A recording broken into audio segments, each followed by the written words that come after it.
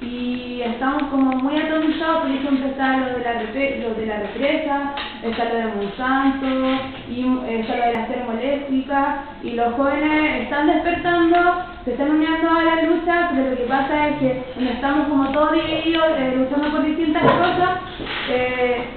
Creo que lo mejor sería como aunar toda esa energía y hacer un llamado como que sea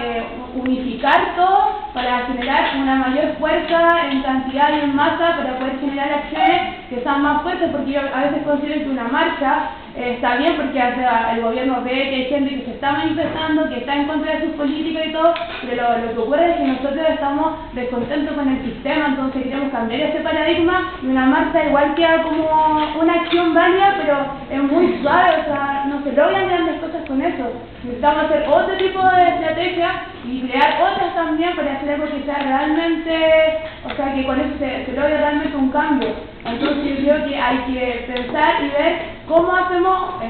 aunar todas estas energías, todas estas fuerzas y poder hacer un tipo de acciones que sean realmente contundentes, porque realmente hagan algo, porque si no, no tiene ningún sentido.